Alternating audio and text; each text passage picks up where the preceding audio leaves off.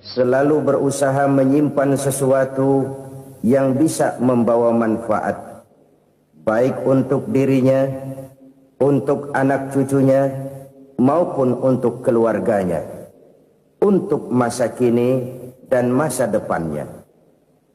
Kadang simpanan itu berbentuk uang, kadang berupa tanah, lain saat berbentuk pabrik, dan lain sebagainya. Sementara masa depan yang paling pasti adalah akhirat.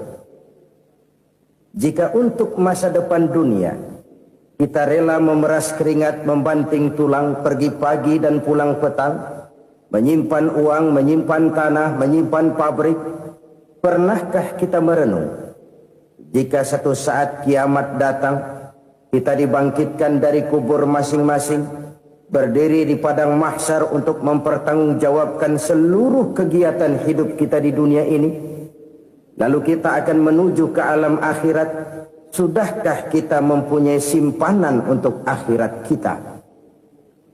Pada pertemuan kali ini saya ingin menyampaikan sebuah hadis di mana Rasulullah sallallahu alaihi wasallam bersabda, "Arba'un min kanzil jannah."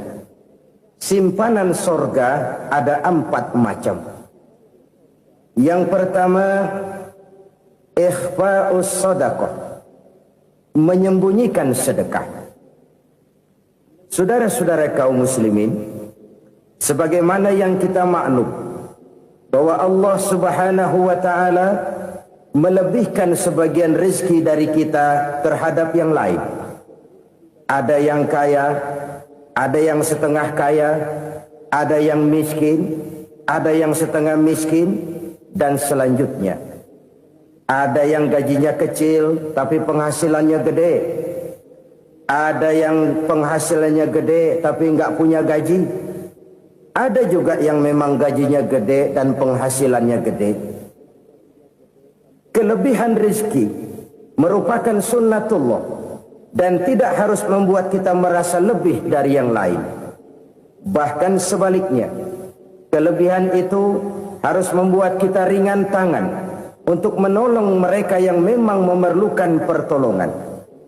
Kalau saudara diberikan ilmu, maka pertanyaan akhirat cuma satu: ilmumu kau amalkan untuk apa? Kalau saudara diberikan umur yang panjang, pengadilan akhirat juga bertanya satu: umurmu kau habiskan di mana? Tapi kalau saudara diberikan harta, pengadilan akhirat akan bertanya dua: hartamu kau dapat dari mana? Kau belanjakan kemana? Dari mananya ditanya dan kemananya juga ditanya. Oleh karena kita akan dimintakan pertanggungan jawab, maka amanah yang bernama harta ini harus kita gunakan dengan sebaik-baiknya. Ada penggunaan yang merupakan kewajiban, itu zakat namanya. Ada penggunaan yang sewaktu-waktu, itu infak namanya. Ada yang lebih sewaktu-waktu lagi, dan itu sedekah namanya. Zakat dia terikat oleh haul dan nisab, oleh putaran batas waktu dan ukuran dari harta itu sendiri. Sedangkan infak terikat oleh situasi dan kondisi perekonomian seseorang. Sedangkan sedekah tidak terikat dengan apapun. Dalam kondisi seperti apapun kita bisa melakukan sedekah dengan yang terkecil sekalipun. Sampai-sampai Rasulullah sallallahu alaihi wasallam mengajarkan, la tahqiranna minal ma'rufi syai'an walau an talqa akhaka biwajhin talik. Atau ada hadis, tabassumuka fi wajhi akhika laka shadaqah. Senyumanmu kepada temanmu adalah sedekah. Jadi untuk melakukan sedekah tidak harus dalam berbentuk uang. Dengan ilmu kita bisa sedekah. Dengan tenaga kita bisa bersedekah, dengan pikiran kita bisa bersedekah, bahkan senyum kepada teman itu pun sedekah. Jadi kalau sedekah dengan uang memang belum punya uang, nyengir aja banyakin. Itu asal pada tempatnya, jangan lalu ketemu tiang listrik cengengesan. Tentu tidak pada tempatnya dan tidak wajar.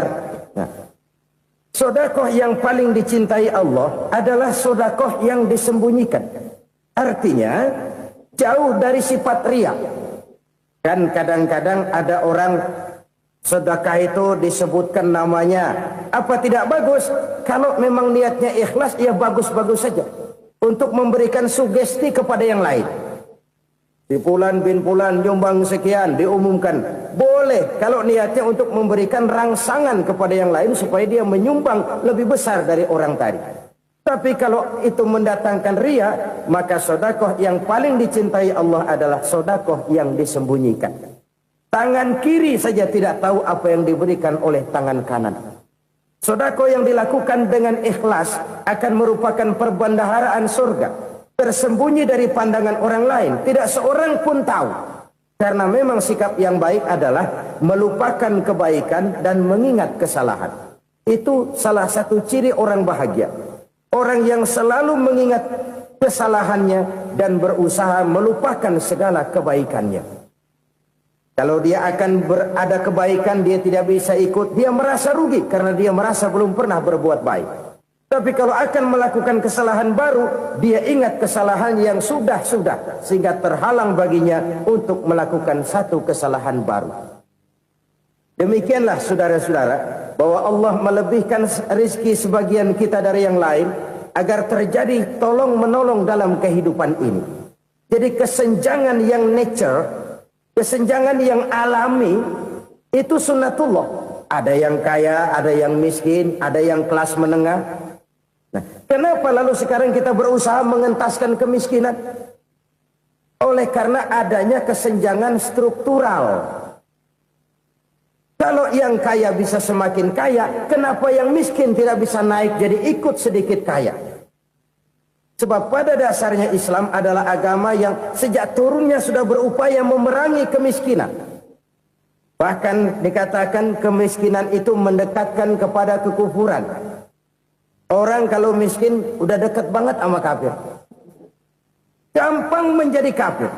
Berapa banyak saudara-saudara kita yang oleh karena soal perut, oleh karena soal materi, terpaksa meninggalkan dan menanggalkan akidahnya. Menjual petunjuk yang diberikan Allah dengan kesenangan dunia yang cuma sebentar ini. Na'udzubillah, thumma na'udzubillah. Jadi makin kita sembunyikan satu sedekah, semakin banyak perbendaharaan kita di surga. Sedekah yang paling dicintai Allah adalah sedekah yang disembunyikan. Malahan ada seorang sufi, dia punya kebiasaan kalau pergi sholat Jumat dia bawa uang, itu uang dia taruh di bawah tikar masjid. Dia niat sedekah kepada siapa saja yang nemuin itu duit. Maksudnya apa? Supaya yang nemuin nggak tahu siapa yang punya duit. Demikian dia saking ingin menyembunyikan sedekahnya. Karena sifat riya itu bisa memakan amal kita sendiri. Riya itu termasuk menyebut-nyebut kebaikan kita. Orang yang suka nepuk dada, sedikit-sedikit ngitungnya kalau nggak gua. Tuh kalau nggak gua tuh. Tuh yang belas itu kalau nggak gua, kalau nggak gua. Iya kalau nggak lu kenapa emang? Orang yang suka menepuk jasad. Tuh biasanya memang begitu saudara-saudara. Kalau perang lagi berkecamuk, orang nggak sempat ngaku jadi pahlawan. Tapi begitu perang selesai, yang kagak kenal bedil ngaku pahlawan, mas. Itu sesuatu yang biasa. Oleh karenanya, orang-orang yang ikhlas dalam bersedekah, disembunyikannya sedekah itu, Allah cinta betul. Malahan ada hadis memberikan jaminan, inna sedaqatal mar'il muslimi tazidu fil umri wa tadfa'u mitatas su'i. Sesungguhnya sedekahnya seorang mukmin tazidu fil umri, bisa menambah umur panjang. Wa tadfa'u mitatas su'i, dan menyelamatkan manusia dari mati secara su'ul khatimah. Jadi siapa yang kepengen panjang umur, banyaklah sedekah. Yang bosan hidup, pelit terus. Sedekah menambah panjang umur dan menyelamatkan manusia dari mati secara su'ul khatimah. Pak, katanya umur itu nggak bisa ditambah, nggak bisa dikurangin. Kapan? Kalau ajal sudah datang. Fa idza jaa ajaluhum la yastakhiruna sa'atan wa la yastakdimun. Kalau ajal datang tidak bisa dimajukan, tidak bisa dimundurkan. Itu kalau ajal sudah datang. Tidak bisa lagi umur ditambah dikurangi, sudah datang. Tapi kalau belum datang, itu kan haknya Allah. Mau ditambah, mau dikurangi, hak prerogatif Allah. Sebagai pencipta manusia, Allah maha kuasa dan maha mampu. Sedekah ini menambah panjang umur dan menyelamatkan manusia dari mati secara su'ul khatimah. Itu orang mati kan sama ya, kondisinya mati, nggak nafas. Tapi hakikat mati kan lain-lain. Ada yang mati itu husnul khatimah, baik akhirnya. Misalnya lagi ngaji mati, lagi sholat mati, lagi sedekah mati. Ini yang dinamakan dengan husnul khatimah, baik di akhirnya. Sebaliknya ada yang su'ul khatimah, jelek di akhirnya. Ini yang jadi catatan akhir. Lagi nyekek botol, mampus. Lagi banting kartu, modar. Su'ul khatimah, jelek pada akhirnya. Sedekah menyelamatkan manusia dari mati secara su'ul khatimah. Dan kita semua kepengen mendapat husnul khatimah, jauh dari su'ul khatimah. Oleh sebab itu yang bisa menyelamatkan kita dari penyakit itu antara lain adalah sedekah yang disembunyikan. Yang dikerjakan dengan ikhlas karena Allah. Tidak karena kepengen dipuji orang, tidak karena ingin dikatakan orang pemurah, sebab orang dermawan itu orang yang memberi tanpa harus diminta. Kalau masih harus diminta, ya belum dermawan namanya, masih harus diminta. Kalau nggak diminta ya tulus, lolos, polos. Saudara-saudara kaum muslimin rahimakumullah. Harta adalah amanat dan akan kita pertanggungjawabkan. Allah melebihkan rizki sebagian kita dari yang lain agar kita saling tolong menolong, bantu membantu. Nabi janjikan siapa yang meringankan beban saudaranya muslim di dunia, Allah akan meringankan bebannya di akhirat nanti. Sebuah jaminan dari baginda Nabi. Si orang yang kita bantu barangkali tidak bisa membalas, Allah yang akan membalas lewat jalan lain yang tidak pernah kita sangka-sangka. Ada orang tanya, Pak, ini ada orang nyumbang masjid sambil marah-marah, bagaimana? Saya bilang sumbangannya aja ambil, marahnya jangan. Marahnya jangan diambil, itu urusan dia. Saudara-saudara kaum muslimin rahimakumullah. Umat Islam ini kan umat yang punya potensi besar. Kadang kita merenung, kenapa kadang-kadang pembangunan masjid kok lambat sekali? Kalau hotel hari ini peletakan pertama, bulan depan peresmian. Supermarket hari ini peletakan batu pertama, minggu depan peresmian. Tapi kalau sudah yang namanya masjid, kadang-kadang peletakan batu pertama sekaligus jadi batu terakhir. 3 tahun, 4 tahun, campur nebar jalak di jalanan. Duit dijaring kayak ikan sepat. Apa tidak ada orang Islam yang kaya? Banyak. Apa tidak ada pengusaha muslim yang jadi konglomerat? Ada. Lalu yang belum banyak itu yang komit terhadap nilai-nilai agamanya. Akhirnya kita jatuh jadi umat yang lemah. Belum ada pengusaha konglomerat muslim buka pabrik supermi cap beduk misalnya umpamanya atau pabrik kecap cap sorban supaya identitas keislamannya sedikit kelihatan. Kita jatuh jadi umat yang lemah karena potensi tidak terinventarisir dengan baik. Kita ini ibarat kompor yang cuma matengin nasi orang lain. Potensi kita dimanfaatkan oleh orang lain. Ukhuwah Islamiyah kita baru terbatas kepada silaturahmi.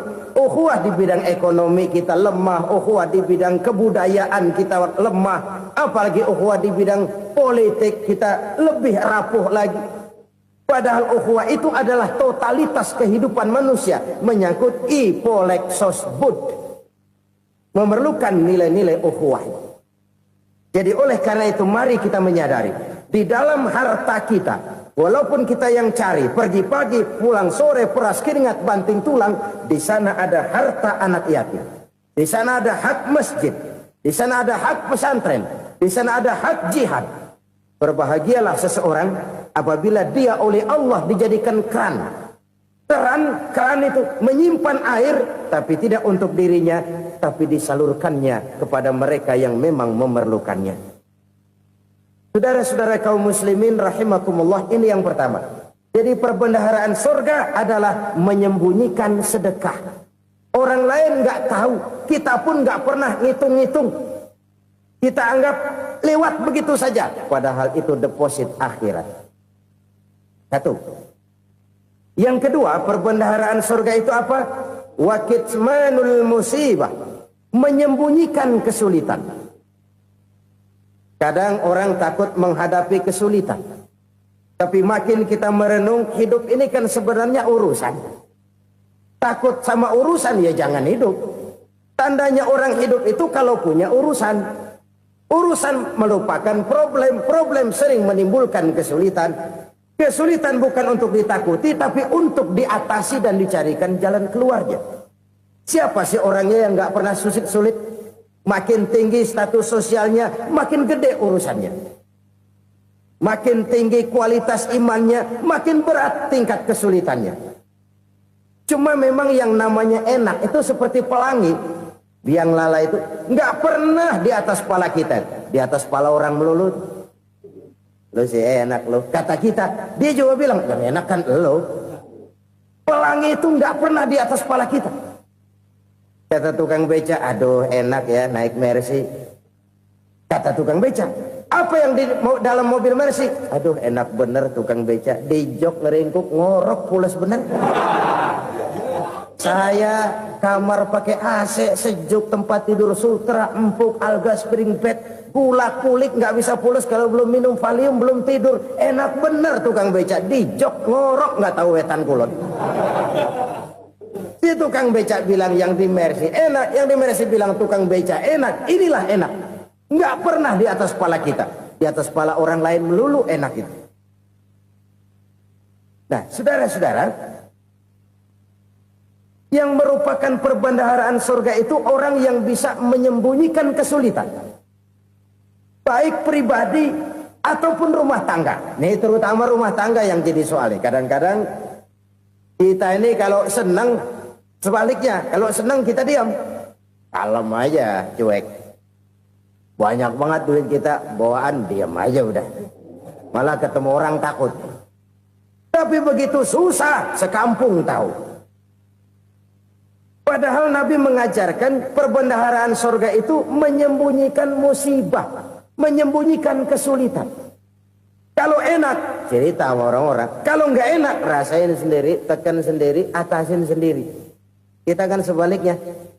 Senang kita diam, asal lagi susah, paling tidak kita nyari teman buat cerita kesusahan. Siapa orangnya yang nggak pernah susah?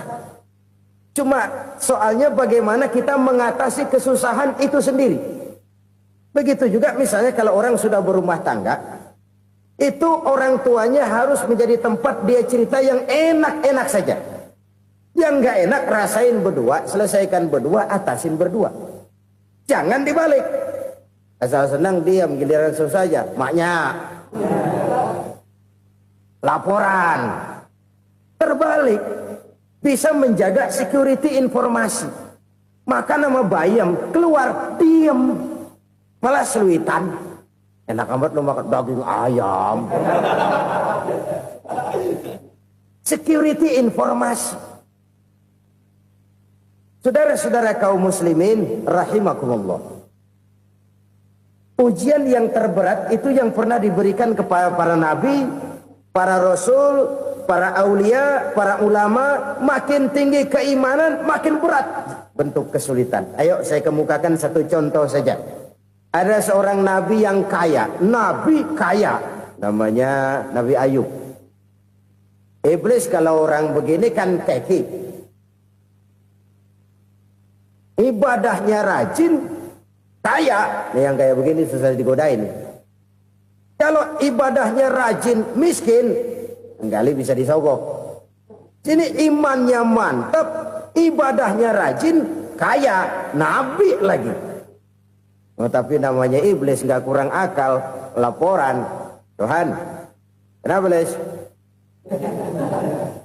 Ya ini bahasa saya, bahasa Qurannya sih nggak gitu. Itu hambamu yang namanya Ayub, dia rajin ibadah cuma karena dikasih kaya aja. Coba kasih miskin dia, berhenti dia sembahyang. Ah, kamu bisa aja. Saya tahu Ayub itu hambaku yang ikhlas. Saya buktiin Tuhan, silahkan. Dibuktiin lah, iblis turun ke alam ini. Yang mula-mula dia lakukan, dia rusak sawah ladang Nabi Ayub. Dia binasakan binatang ternak Nabi Ayub. Sehingga dalam waktu singkat, jatuhlah Nabi Ayub dari orang paling kaya jadi orang paling miskin. Beliau masih ibadah di mihrab dalam masjid. Datang iblis. Saudara Ayub, ya, lagi ngapain? Ibadah. Nyembah Allah, nyembah Allah. Oh, percuma. Kenapa? Tuhan yang ente sembah nih, dia udah bikin miskin ente. Sawah ladang ente hancur lebur, binatang ternak binasa. Sekarang ente jadi orang paling miskin. Ngapain nyembah Tuhan kayak begitu? Tekor. Udah berhenti dah ibadah, berhenti ibadah. Ini iblis sama Tuhan laporannya lain, yang dikerjakan kepada Nabi Ayub juga lain. Benar begitu iblis kata Nabi Ayub? Iya, sawah ladang saya habis, buras. Binatang ternak saya binasa, binasa. Saya miskin, bangpak. Apa jawab Nabi Ayub? Bukan innalillahi, ya ini hebat. Alhamdulillahillazi a'tani wa akhza minni. Segala puji bagi Allah yang telah memberikan harta kepada saya dan sekarang mengambilnya lagi. Alhamdulillah. Allah yang ngasih, Allah yang ambil. Itu mah urusan Allah. Iblis cuman ibadah jalan terus, sujud lagi Nabi Ayub. Iblis seleher gondok banget. Dasar Nabi nggak mempan dia apa-apain. Miskin malah alhamdulillah. Allah yang ngasih, Allah yang ngambil. Jadi kalau kita tidak komit, kita tidak terikat kepada kaya, miskin, senang, susah, apa yang bisa bikin kita susah? Jadikan kekayaan, kemiskinan, jadikan senang, susah sebagai anak buah yang bisa kita atur. Jangan kekayaan ngatur kita, jangan kemiskinan ngatur kita. Kita yang harus mengatur mereka. Senang, susah, kaya, miskin, bahagia, sengsara, jadikan itu anak buah yang bisa kita atur. Kalau sekarang kita kaya, lain saat boleh jadi kita miskin, semiskin-miskinnya. Allah yang ngasih, Allah yang ngambil. Tenaga mana yang bisa menghalangi? Ibadah jalan terus. Iblis makin gondok. Dasar Nabi loh. Akhirnya apa? Nabi Ayub dikerjain, diberikan penyakit. Demikian fatal penyakitnya. Bayangin, udah miskin sakit. Masya Allah. Miskin sakit. Sakitnya nggak lama, kira-kira 16 tahun. Istrinya 3, 2 mental minta ceraiin. Ngerawatin laki bengek begini. Senang belum tentu, susah udah pasti nih. Cerai aja, cerai dah. Cerai. Tinggal satu Siti Rahmah yang setia menemani beliau. Sesetia-setianya hati perempuan. Satu saat Siti Rahmah bilang, "Bang, iya, abang kan Nabi bang. Lalu, namanya Nabi kan doanya jarang meleset bang. Maksud kamu minta kenapa sih sama Tuhan biar abang sembuh baik dah bang?" Siti Rahmah, iya. Saya sakit berapa tahun sih dah? 16 tahun bang. Sebelum ini saya sehat berapa tahun? Ya kira-kira 60 tahun bang. Nah coba ente banding-bandingin Rahmah. Saya dikasih sehat 60 tahun. Dikasih sakit 16 tahun. Sudah nggak sabar. Mau doa kepada Allah minta sembuh. Saya malu. Malu kepada Allah. Diuji dengan yang luar biasa seperti ini. Tidak mengganggu stabilitas kehambaannya. Dia tetap menghamba kepada Allah subhanahu wa ta'ala. Saudara-saudara kaum muslimin rahimakumullah. Kunci menghadapi kesulitan itu apa? Allah jelaskan dalam satu ayat, wa basyiris sabirin alladzina iza asabathum musibah qalu inna lillahi wa inna ilaihi raji'un. Gembirakan orang-orang yang sabar Siapa mereka itu? Yang apabila mendapat musibah mereka kembali kepada keyakinan dasar. Segalanya dari Allah dan segalanya akan kembali kepada Allah. Ini konsepsi dasar dari sikap muslim dalam menghadapi berbagai kesulitan. Segalanya dari Allah, segalanya akan kembali kepada Allah. Kalau ini sudah kondisi dasarnya, maka kita akan lapang menghadapi kenyataan bagaimanapun pahitnya. Apakah itu namanya miskin, apakah itu namanya sakit, bahkan maut sekalipun. Maut sekalipun. Segalanya dari Allah, segalanya akan kembali kepada Allah. Ini sikap hidup, bukan sekedar ucapan. Kita kadang-kadang menjadikannya sebagai ucapan. Mulutnya sehingga berhenti, innalillahi wa inna ilaihi rajiun, tapi nangisnya terus gerung-gerungan. Bukan itu, ini kesadaran moral. Kalau segalanya dari Allah, segalanya kembali kepada Allah, kan sebenarnya cuma nunggu giliran. Hari ini saya nyembayangin dia, entah hari apa saya disembayangin orang. Hari ini saya antar dia ke kubur, entah hari apa orang nganterin saya ke kubur. Hari ini saya tahlilkan dia, entah nanti kapan orang tahlilkan saya. Segalanya dari Allah, segalanya akan kembali juga kepada Allah. Oleh sebab itu saudara-saudara, kesulitan bukan untuk ditakuti. Kesulitan justru untuk diatasi, dicarikan jalan keluarnya. Dan tidak ada orang yang tidak pernah mendapat kesulitan. Tidak ada. Semakin tinggi status sosial, semakin tinggi kualitas keimanan, semakin besar juga tingkat kesulitan. Hanya saja bagaimana cara kita mengatasinya. Dan Al-Quran menyatakan, innama al-usri yusra. Di balik kesulitan itu pasti ada kemudahan. Roda itu berputar. Karena itu Rasulullah sallallahu alaihi wasallam mengingatkan kepada kita, ta'arraf ilallahi firraha ya'rifka fisyiddah. Ingatlah kepada Allah di waktu kamu senang, supaya Allah ingat kepada kamu di waktu kamu susah. Kalau waktu senang kita ingat kepada Allah, kita susah, Allah tidak akan meninggalkan kita. Tapi kalau waktu senang kita jauh dari Allah, sujud tidak sempat, dengan masjid jauh, ketika senang kita lupakan Allah. Nanti begitu kita susah, Allah lupakan kita. Dan itu menyakitkan. Oleh karena itu orang-orang tua kita dulu bilang, kalau lagi sehat ingat-ingat, lu bakal sakit nanti. Kalau lagi kaya ingat-ingat satu saat kita bakal jatuh miskin. Bahkan kalau lagi muda ingat-ingat kita bakal tua. Dan yang terpenting, kalau lagi hidup ingat-ingat kita bakal mati. Saudara-saudara kaum muslimin rahimakumullah. Jadi yang kedua yang merupakan perbendaharaan surga, menyembunyikan musibah. Saudara-saudara kaum muslimin rahimakumullah. Hal ketiga yang merupakan perbendaharaan surga adalah wasilatur rahmi. Orang yang suka bersilaturahmi. Sebagaimana yang kita maklum bahwa manusia adalah makhluk yang disebut zon politika. Makhluk sosial yang tidak mungkin hidup sendiri-sendiri. Betapa dan siapapun kita memerlukan orang lain. Bodoh betul manusia kalau tinggal di tengah masyarakat tapi tidak mau bermasyarakat. Merasa hebat sendiri, pinter sendiri, gagah sendiri, kaya sendiri. Mungkin kalau mati juga ngubur sendiri. Jangankan kita di sini, di sorga saja Nabi Adam waktu sendirian bengong melulu, mondar mandir. Allah tegur dam sepi dam. Ya ini kalau bahasa saya. Iya Tuhan sepi ini nggak ada coret-coretan pisan ini. Diciptakan Siti Hawa baru anteng Nabi Adam. Itu di sorga. Cobalah. Umpamanya saudara tinggal di Jakarta nih. Kayak bener. Apaan aja di Jakarta punya saudara dah. Jembatan Semanggi ambil. Monas buntel bawa pulang. Hotel-hotel ambil semua. Cuman tinggal di Jakarta sendirian, apa enaknya? Betapa dan siapapun kita perlu orang lain. Tidak ada seorang pun yang bisa memenuhi kebutuhan hidupnya secara sendiri-sendiri.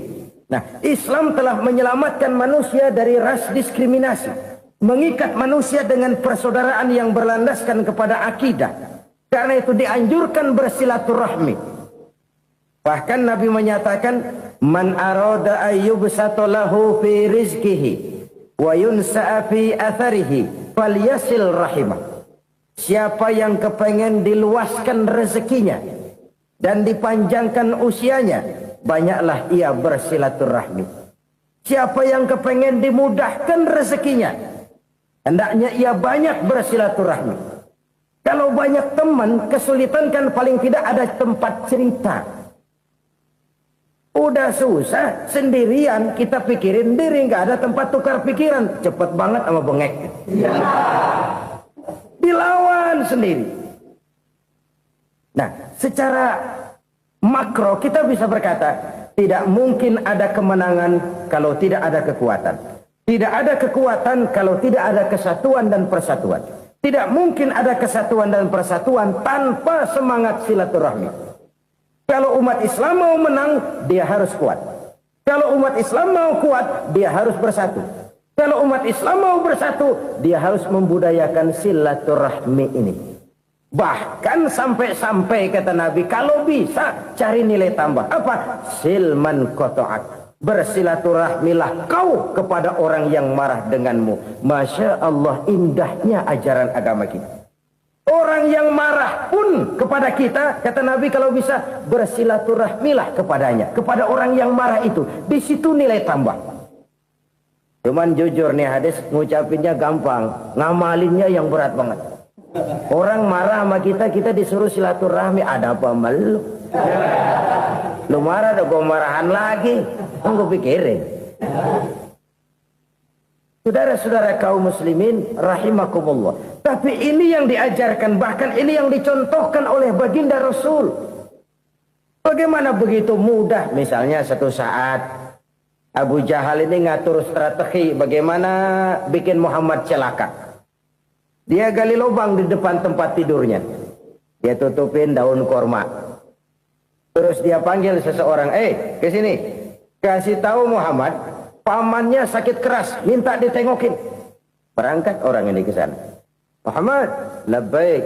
Pamanmu sakit keras, dia minta ditengokin. Baik, saya akan datang menjenguk beliau. Berangkatlah Nabi ke rumah Abu Jahal tanpa prasangka apapun. Abu Jahal udah pasang setil, selimut 3 rangkap setengah dipakai. Persis kayak orang meriang. Tapi sembari ngintip dari balik selimut, begitu Muhammad buka pintu, nah, masuk perangkap nih. Muhammad jalan menuju tempat pembaringan. Makin lama makin dekat, makin lama makin dekat. Makin dekat ke lubang yang dipasang oleh Abu Jahal itu. Dalam hati Abu Jahal, terus dah jatuh, mampus dah lo ini. Mampus lo hari ini. Apa yang terjadi? Malaikat Jibril datang. Muhammad, pamanmu cuma pura-pura sakit. Di depan tempat tidurnya ada lubang perangkap supaya kamu jatuh ke situ. Sudah, kamu pulang. Balik kanan Nabi. Sudah hampir jatuh ke lubang, balik kanan, pulang. Bayangin kecewanya Abu Jahal. Muhammad dikit lagi, Muhammad dikit lagi. Enggak paman, saya pulang aja. Emosi bangun dari tempat tidur, enggak sadar kalau lagi pura-pura sakit. Lompat ngejar Nabi, dia lupa dengan lubang yang dia gali. Serak, nyemplung sendiri ke dalam lubang.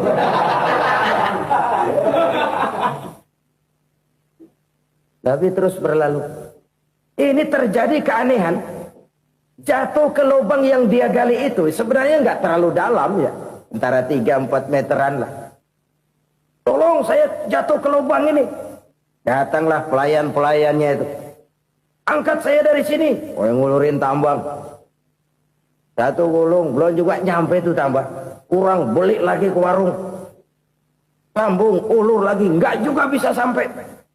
Wah, ini kerjaan Muhammad ini. Tolong, siapa salah seorang kamu ke rumah Muhammad? Kasih tahu, encangnya kecebur. Minta ditolongin. Sampaikan kepada Rasul. Kenapa? Pamanmu jatuh ke lubang, Muhammad minta tolong diangkatin. Tambang udah nyambung-nyambung nggak nyampe juga. Ya, nanti saya datang, saya tolong. Coba. Nyata-nyata orang berniat jahat mau mencelakakan dia. Datang dia menolong. Ini yang disebut air tuba dibalas air susu ya ini. Bukan sebaliknya. Air tuba dibalas air susu. Paman, kecebur ya? Iya Muhammad, tolongin nih. Pegang tangan saya. Nabi ulurkan tangannya. Nyampe. Dipegang oleh Abu Jahal. Diangkat ke atas. Sampai atas. Apa kata Abu Jahal? Sihirmu memang hebat Muhammad. Udah ditolongin dikata sihir. Yang enak kita kemplang kan itu orang begitu. Urusan apa? Tapi inilah akhlak. Kalau bisa kamu bersilaturahmilah dengan orang yang marah kepadamu sekalipun. Orang marah kita tetap baik. So, kalau kita berbuat baik sama orang yang memang baik, rasanya sih biasa-biasa aja. Orang baik kita baik lagi. Ya draw aja, belum ada nilai tambah di situ. Baru ada nilai tambah kalau kita bisa berbuat baik kepada orang yang nyakitin kita. Itu namanya kita setingkat di atas dia. Dia sakitin kita, kita berbuat baik sama dia. Dia pelit sama kita baik sama dia. Dia marahin kita deketin dia. Di situ kita punya nilai tambah. Jadi siapa yang ingin diluaskan rezekinya kata Nabi dan dipanjangkan umurnya, hendaklah ia banyak-banyak bersilaturahmi. Sederhana sebenarnya silaturahmi. Tapi silaturahmi membangkitkan semangat kesatuan dan persatuan. Kesatuan dan persatuan melahirkan kekuatan. Dalam matematika, 1 ditambah 1 pasti 2. Tapi di tengah masyarakat, 1 orang takut ditambah 1 orang takut, hasilnya jadi 2 orang setengah berani. Kenapa setengah berani? Karena udah berdua. Tadi pan takut sendirian. Kalau dia kumpul turu-turu takut lah jadi berani. Kita yang lemah, kita yang tidak berdaya, kita yang miskin, kalau mau kompak bersatu, apa yang nggak bisa kita kerjain? Apalagi tinggal di kota besar, pilihan cuma 2, bertahan atau minggir. Bertahan atau minggir. Untuk bisa bertahan harus mampu bersaing. Untuk mampu bersaing harus punya keahlian. Keahlian harus ditunjang dengan pendidikan. Ditambah oleh kekompakan sebagai umat. Udah miskin mencar mulu, orang injek kita. Orang nggak pandang urusan apa malu. Oleh karena itu silaturahmi pada hakikatnya merupakan roh dari ukhuwah yang diajarkan oleh agama kita. Bagaimana Islam menyelamatkan masyarakat manusia dari ras diskriminasi, mengikat manusia, dan tidak ada persaudaraan yang lebih indah selain persaudaraan yang diikat dengan nilai-nilai akidah. Sepanjang orang di jalan Allah, itulah saudara kita. Keluar dia dari jalan Allah, selesailah persaudaraan sampai di situ. Karena itu, kalau ingin menyimpan sesuatu di surga, banyaklah bersilaturahmi.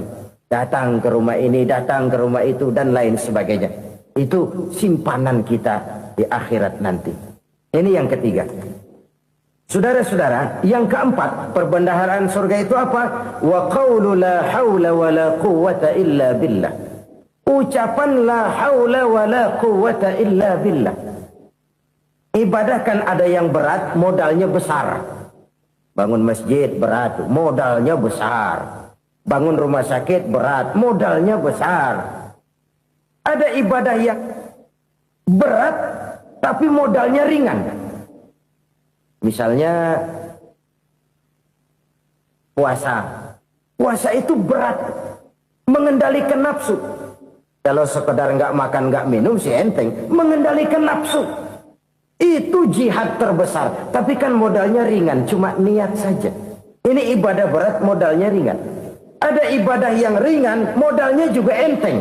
Seperti termasuk ucapan la haula wa la quwwata illa billah. Tanpa sadar, la haula wa la quwwata illa billah, nyelengin tuh di surga. Nyelengin, kita nggak terasa, nyelengin simpenan akhirat. La haula wa la quwwata illa billah, nyimpan lagi. Kaget, la haula wa la quwwata illa billah, nyimpan lagi. Banyak simpanan. Walaupun sebenarnya yang dimaksud di sini adalah kesadaran batin bahwa tidak ada daya dan kekuatan kecuali Allah. Itu intinya. Kita memulai pekerjaan disunahkan baca bismillah, kan begitu. Apa itu? Kesadaran moral. Bahwa ini saya bisa kerjakan. Saya kerjakan ini dengan menyebut nama Allah. Kenapa? Kalau Allah tidak memberikan daya dan kekuatan, mana mampu saya kerjakan ini. Maka saya kerjakan ini dengan menyebut nama Allah. Bismillah. Kesadaran moral. Manusia hanya wajib berusaha, tapi nggak pernah wajib berhasil. Banyak hal-hal yang kalau kita renungkan secara rasio nggak mungkin. Tapi jadi kenyataan. La haula wa la quwata illa billah. Tidak ada daya dan kekuatan kecuali bagi Allah semata-mata. Kesadaran moral akan kelemahan dan keterbatasan makhluk bernama manusia. Kadang kita kagum dengan otak, tapi kita sering lupa sama yang bikin otak. Padahal bagaimanapun hebatnya otak, yang bikin otak pasti lebih hebat dari otak. Nggak percaya, silahkan otak-otakan. Inilah kecenderungan. Kita kagum dengan pesawat-pesawat mutakhir, bukan main, besi gede banget terbang itu. Alangkah hebatnya. Lalu apa yang bikin otak tidak lebih hebat dari itu semua? Kita puji laut, apa yang bikin laut tidak lebih hebat dari laut itu? La haula wa la quwata illa billah. Tidak ada daya dan kekuatan kecuali Allah. Apa yang bisa kita lakukan kalau tidak karena daya dan kemampuan yang diberikan oleh Allah kepada kita? Lahirlah sikap tawadu, rendah hati, tidak melonjak menjadi angkuh dan sombong, sadar akan kelemahan dan keterbatasan diri. Sebagai makhluk yang diciptakan oleh Allah Subhanahu wa ta'ala. Jadi satu sisi ini ucapan yang berpahala, la haula, jadi wiridan. Pada sisi lain ini kesadaran moral, sikap mental, kesadaran batin, bahwa yang punya daya dan kekuatan itu cuma Allah. Kita nggak pantas untuk sombong, sebab sombong itu pakaiannya Allah. Kita nggak sedang pakai pakaian Allah, kegedean. Dan makin kita renungi, makin terbentur. Apa sih yang bisa kita sombongin? Kita mau sombong apa? Kaya, pintar, itu kan semua relatif. Di atas langit masih ada langit lagi. Jadi oleh karenanya, marilah kita menyadari. Manusia hanya wajib berusaha, tapi tidak pernah wajib berhasil. Yang berusaha saja tidak wajib berhasil, apalagi yang tidak berusaha. Islam bukan agama orang pemalas yang selesai sholat lalu endelohom, nggelenggem ayem-ayem. Tapi Islam bukan agama orang sombong yang setelah berusaha lalu tidak memerlukan Allah. Kita bisa saja bikin proyeksi, tahun sekian kita bakal panen besar menurut perhitungan otak. Tapi ada kejadian lain. Apa? Tikus ngambek. Habis itu dimakanin tikus, panen gagal. Proyeksi rasional gagal oleh tikus-tikus yang ngambek itu. Bisa saja terjadi. Tahun depan kita panen besar, urung. Kenapa? Musim panas panjang. Dan sekarang ini koran-koran bikin berita musim mengalami penyelewengan. Bukan cuma manusia yang nyeleweng sekarang. Musim pakai nyeleweng. Mestinya kan musim hujan udah selesai. Masih hujan-hujan juga. Musim. Nah sekarang kita boleh bikin proyeksi. Kita bakal panen besar. Tahu-tahu musim panas panjang. Sawah retak, air kering. Cari teknokrat yang paling botak. Suruh pendekin tuh musim panas. La haula wa la quwata illa billah. Inilah kesadaran moral. Saudara, saya teringat satu saat ada seorang konglomerat. Umurnya ya kira-kira 70-an. Satu saat dia ditanya oleh wartawan, "Pak, umur Bapak berapa sih?" "Ya paling 10 tahun." 10 tahun? 10 tahun? Anak Bapak berapa orang? Satu saja? Satu. Harta Bapak berapa? Ya paling-paling bangsa 7 juta kali. 7 juta? Iya. Pak, kenapa Bapak bohongi saya? Bapak punya buku biografi. Koran-koran, majalah-majalah banyak memuat cerita riwayat hidup Bapak. Saya tahu umur Bapak 70. Kenapa bilang cuma 7 tahun? Saya tahu anak Bapak 8. Kenapa cuma bilang 1? Saya tahu harta bapak miliaran, mungkin triliunan, pabrik di mana-mana, bank di mana-mana. Kenapa bilang uang bapak cuma 7 juta? Nah, kata si konglomerat tadi, kamu benar nak, kamu benar. Umur saya kalau jumlahnya memang 70 nak. Cuman ingat-ingat saya, baru 7 tahun terakhir ini saya sujud. Baru 7 tahun terakhir ini saya berusaha dekat dengan Allah. Saya laksanakan perintahnya, saya jauhi larangannya. 7 tahun inilah rasanya yang ada nilainya di hadapan Allah. Yang 63 tahun matong, kelabu, kelam umur gue. Habis untuk maksiat, untuk munkarat. Maka ketika ditanya tadi, umur saya 7 tahun itu. Oh begitu Pak. Oh iya. Lalu anak Pak. Anak bapak kan 8. Kenapa bilang cuma 1? Nah, kalau jumlah hitungannya memang anak saya 8. Tapi dari 8 orang ini rasanya cuma 1 nih. Yang bakal jadi buah hati, belahan jantung. Pelanjut cerita, penerus sejarah. Bakal jadi anak soleh yang akan mendoakan saya. Cuma 1 rasanya anak saya ini yang bakal jadi buah hati saya. Besar-besaran saya. Yang akan mendoakan di kubur saya. Yang akan mendoakan di akhirat saya. Yang 7 orang mana, Masya Allah, yang atuh tenggeng, yang atuh nyekek botol lolo, yang atuh nggak karu-karuan. Makanya saya bilang 1 anak saya yang akan bisa mendoakan saya. Oh begitu Pak. Iya. Nah harta Pak, harta bapak kan triliunan, pabrik bapak di mana-mana, uang bapak hampir di tiap bank-bank besar. Kenapa bilang cuma 7 juta? Betul kau nak. Harta saya kalau jumlahnya memang miliaran, triliunan mungkin. Tapi yang saya ingat baru 7 juta tuh yang saya belanjakan di jalan Allah. Saya nyumbang masjid, saya santuni yatim piatu, saya bantu pembangunan pesantren, saya bantu pembangunan rumah sakit Islam. Itu yang akan saya bawa pulang ke akhirat, yang 7 juta itu. Yang triliunan itu nanti akan diperebutkan oleh anak-anak saya sebagai waris saya. Jadi harta saya 7 juta itu yang bakal nemenin saya di akhirat. Yang akan saya bawa pulang jadi teman saya.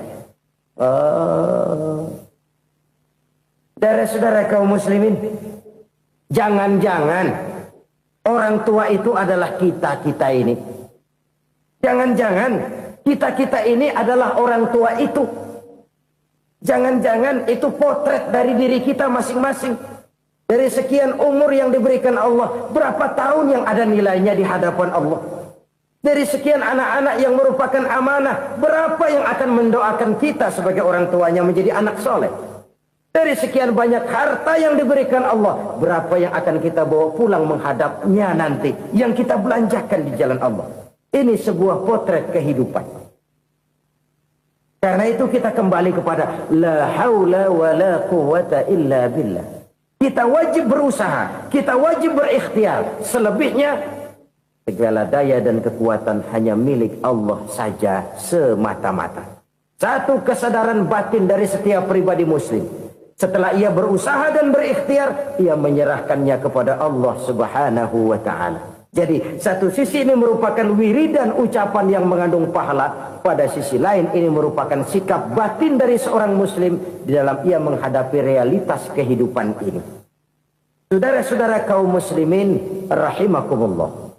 Kalau ini kita jadikan satu basis kehidupan, maka ini akan menyelamatkan manusia dari kemungkinan tergelincir menjadi orang yang lupa diri dan lupa darat. Sebab itu Imamul Ghazali berpesan, jadidis safinah fa innal bahra amiq wa khuziz zad fa inna safara ba'id wa khaffifil hamla fa innal hamla sadid.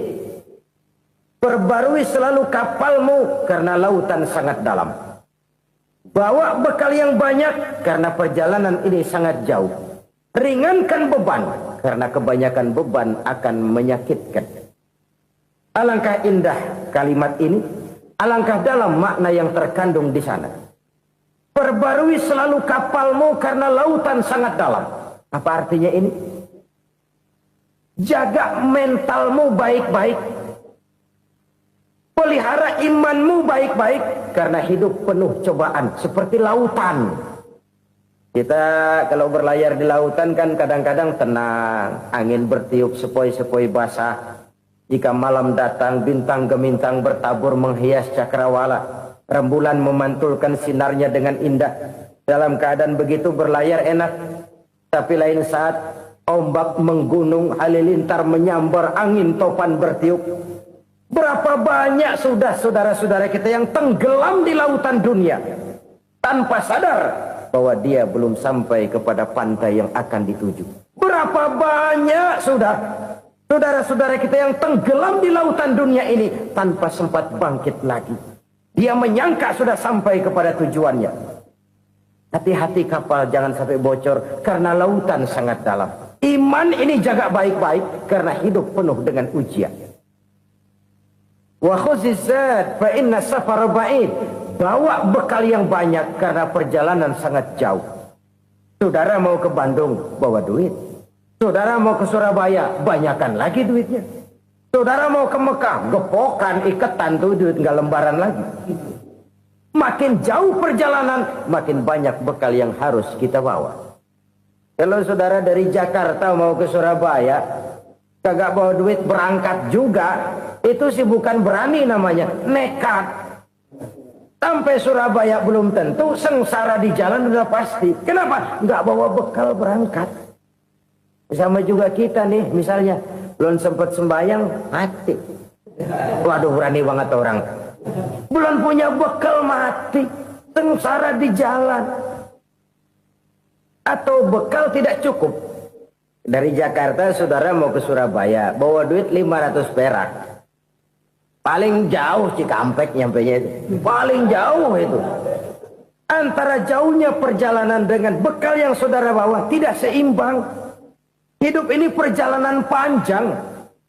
A walking tour. Dimulai dari alam arwah. Sebelum jasad diciptakan, roh diciptakan lebih dulu. Dari situ pindah ke alam rahim. Dari alam rahim pindah ke alam dunia. Dari alam dunia pindah ke alam barzah. Baru menuju akhirat. Satu perjalanan panjang. Kalau bekal tidak bawa, sengsara di jalan. Bawa bekal yang banyak karena perjalanan ini sangat jauh. Wa khaffifil hamla, ringankan beban karena beban itu cuma akan menyulitkan. Kalau bekal itu sih keperluan, tapi beban nggak kita perluin, cuma ngeberat-beratin. Apa ini beban? Dosa. Kecurangan, kebatilan, kesoliman, ketidakadilan, kesewenang-wenangan. Itu akan jadi beban kita di akhirat. Alangkah celakanya, perjalanan panjang, bekal tidak bawa, beban kelewat banyak. Alamat sengsara di jalan. Pahala tidak ada, dosa berlipat ganda. Na'udzubillah, summa na'udzubillah. Kalau kita rangkum nasihat Al-Ghazali dengan kisah si konglomerat tadi, kita akan mengambil kesimpulan. Pertama, bekal terbaik dalam menghadapi gejolak kehidupan ini tidak lain adalah iman. Yang kedua, pahala dan dosa.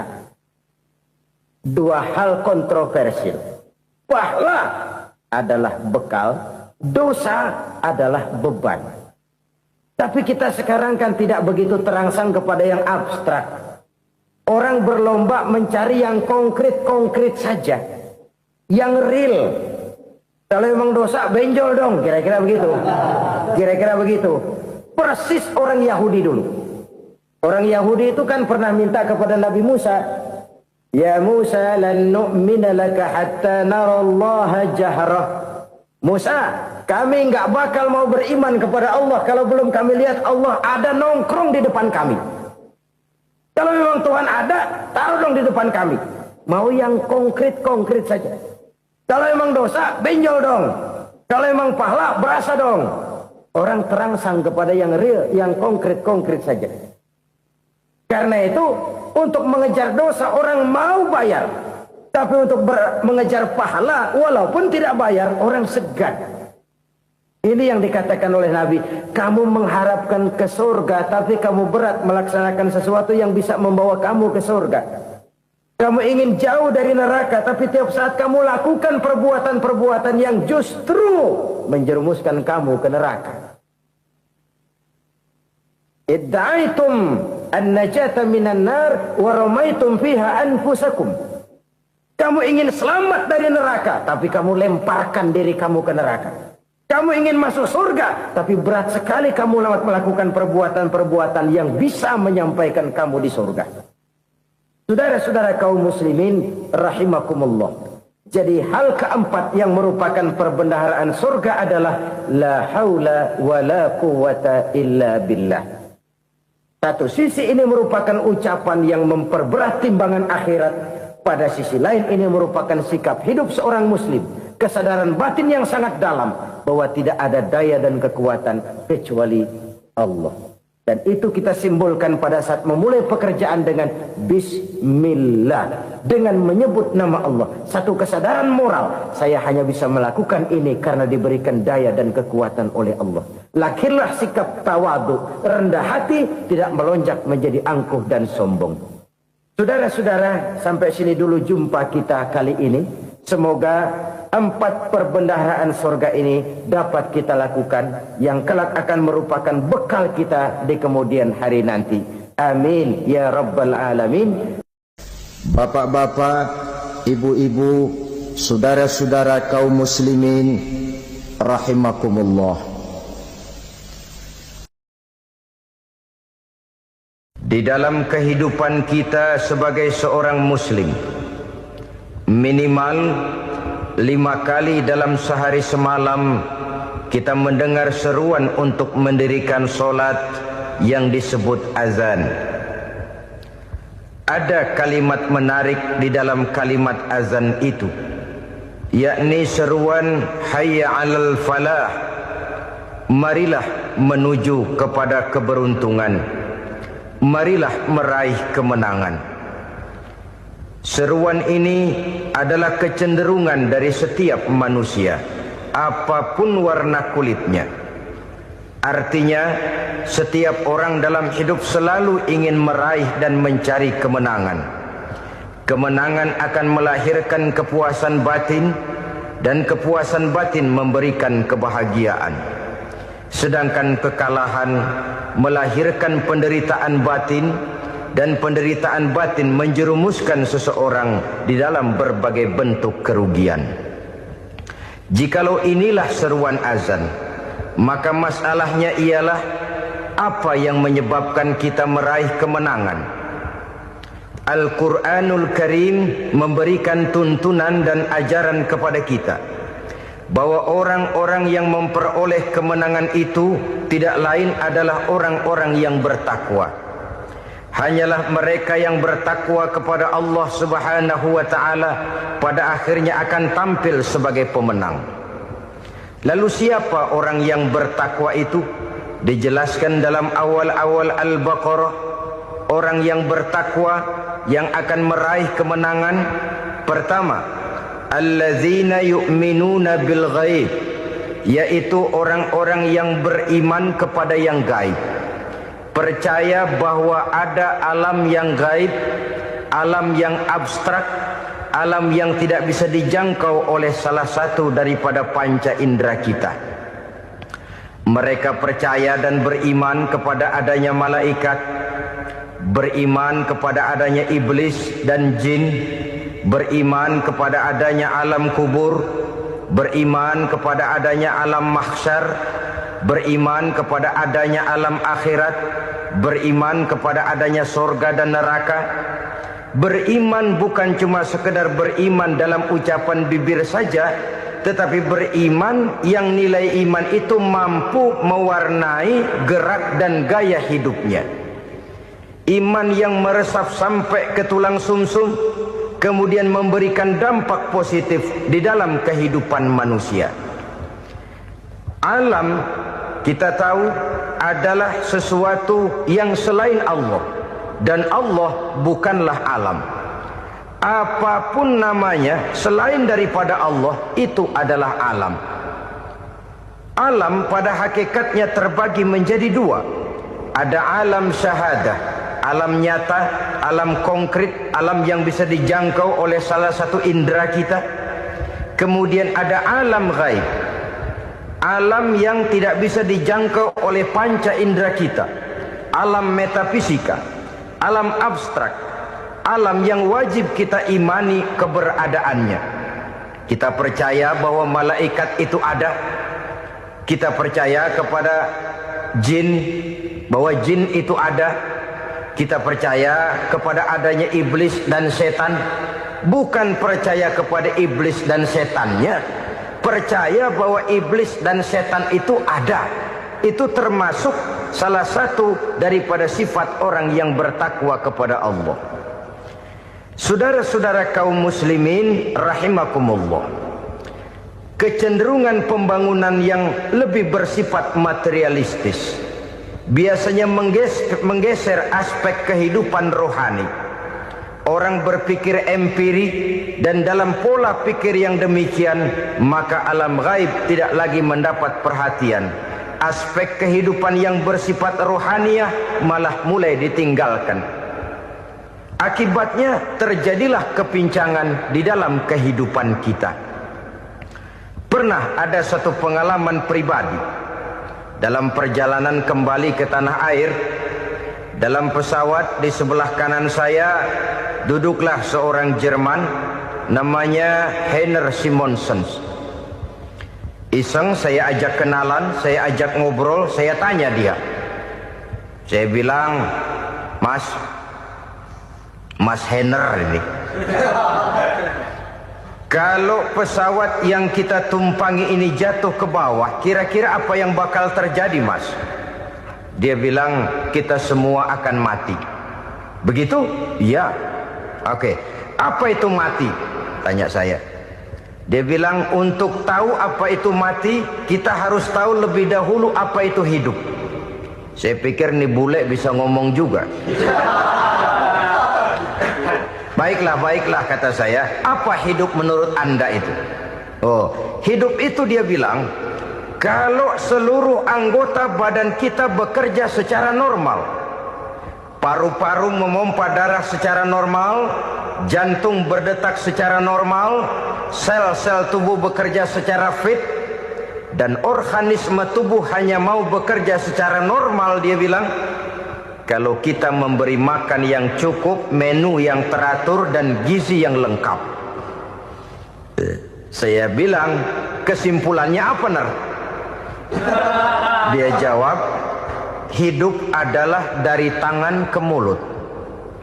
Life is from the hand to the mouth, kata dia. Hidup adalah dari tangan ke mulut. Jadi masalah hidup tidak lebih daripada masalah isi perut. Orang pergi pagi, pulang sore, peras keringat, banting tulang, perut yang dibelain. Saya bilang, you are wrong. Sampean salah, Ner. Kamu orang Islam bukan?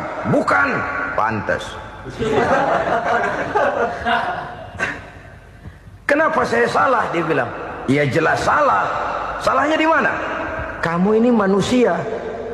Kalau hidup cuma dari tangan ke mulut, saya bilang, kambing di kampung saya juga begitu pikirannya, Ner. Itu kambing di kampung saya, asal perutnya kenyang, sudah hidup dia. Perkara besok bagaimana, lusa prospeknya macam mana, bulan depan ada apa, kambing nggak pernah mikir. Di kampung saya kambing juga pikirannya begitu. Kamu Kristen ya? Tadinya. Loh kok tadinya, lalu apa sekarang kamu ini? Dia bilang, sekarang saya netral. Saya tidak beragama, tapi saya percaya kepada Tuhan sebagai pencipta alam. Saya ingat benar dia bilang, I haven't any religious, but I believe to God as the creator of the world. Kenapa bisa netral begitu, Ner? Habis saya bingung katanya. Islam bilang Islam baik, Kristen bilang Kristen baik, Hindu Buddha bilang Hindu Buddha baik, semua agama baik. Saya netral sekalian, nggak beragama. Yang penting saya percaya kepada Tuhan. Saya bilang, Ner, kamu ini kayak orang mau beli celana, lalu bingung. Yang satu bilang Levi's bagus, yang satu bilang Blue Jean hebat, yang satu bilang Wool England hebat. Celana ini hebat, celana itu bagus, celana ini hebat. Semua celana bagus, kamu bingung. Akhirnya netral, tidak pakai celana. Itu juga salah. Saya pikir-pikir, kemudian saya melihat bahwa dua pola berpikir Heiner ini nampaknya sudah mulai menggejala di lingkungan masyarakat bangsa kita. Disadari atau tidak, secara jujur kita harus berkata, dua pola pemikiran Henner ini mulai berkembang di tengah masyarakat bangsa kita. Pertama, pola pikir materialisme. Hidup adalah dari tangan ke mulut. Masalah hidup tidak lebih masalah isi perut. Itu yang perlu dibela, dan disitulah arti kehidupan. Pergi pagi, pulang sore, peras keringat, banting tulang untuk mempertahankan perut. Kalau sudah kemari cara orang berpikir, maka buat apa percaya kepada yang gaib? Untuk apa sholat? Untuk apa puasa? Untuk apa zakat? Untuk apa menghadiri majelis taklim? Tanpa kepercayaan kepada yang gaib, hidup berjalan menurut alur empiris dan materialis. Kalau sudah ke sana cara orang berpikir, biasanya orang lalu cenderung menghalalkan segala cara. Hanyalah orang yang percaya bahwa akhirat ada. Hanyalah orang yang percaya bahwa alam kubur itu ada. Hanyalah orang yang percaya bahwa malaikat itu ada, hidupnya akan lebih terarah dan terkendali. Karena kepercayaan kepada yang gaib, yang merupakan fase daripada kehidupan setelah hidup yang sekarang ini, mewarnai gerak pribadi seseorang di dalam dia melakukan kegiatan hidupnya. Pola berpikir materialisme, disadari atau tidak, mulai menggejala di lingkungan masyarakat bangsa kita. Hidup tidak lebih dari urusan tangan ke mulut, mulut ke tangan, tangan ke mulut. Asal perut sudah kenyang, hiduplah sudah. Perkara bagaimana prospek hari yang akan datang, bagaimana akhirat, tidak jadi persoalan. Ini yang oleh Nabi diperingatkan, ad-dunya sijnul mu'min wa jannatul kafir. Dunia adalah penjara bagi orang beriman dan surga bagi orang kafir. Dulu di zaman Belanda hadis ini pernah disalah tafsirkan, disalah artikan, digunakan sebagai senjata untuk mengkebiri dan membuat impoten umat Islam. Sudahlah umat Islam gak usah macam-macam, kata Belanda. Dunia ini kan penjara buat orang Islam, surga buat orang kafir. Di penjara jangan bertingkah.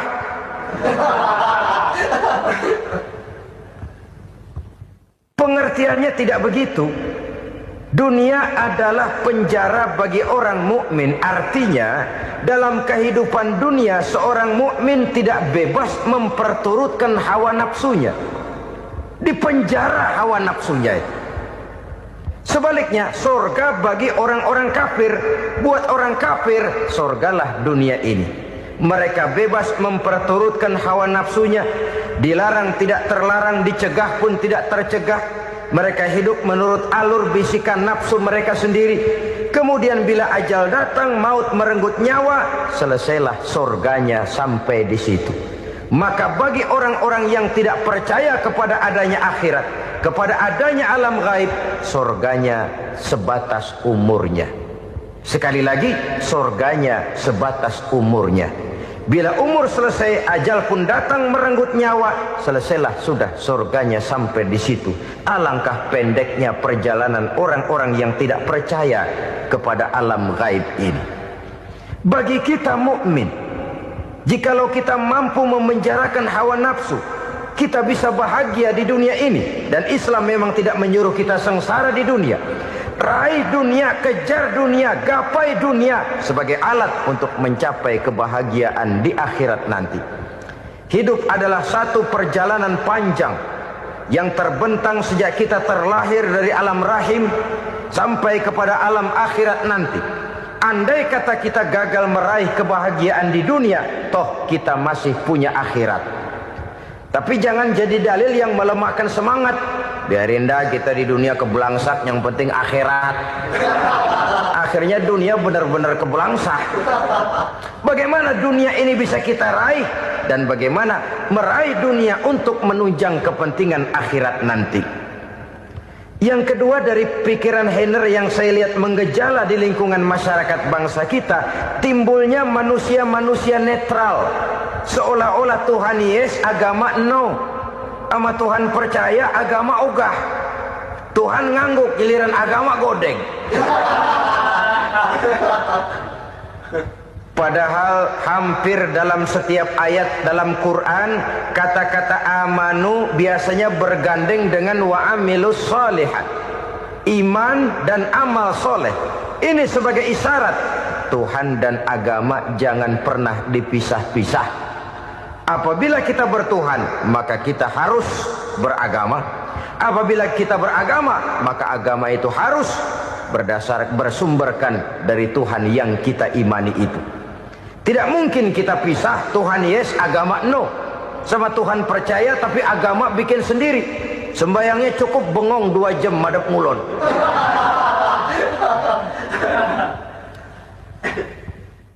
Saudara-saudara kaum muslimin rahimakumullah.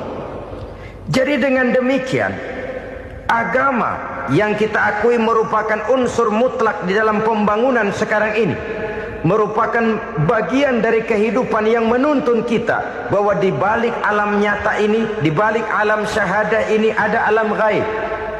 Dan mudabbir, murabbi, yang mengatur, yang menguasai, yang memelihara baik dia alam nyata, baik dia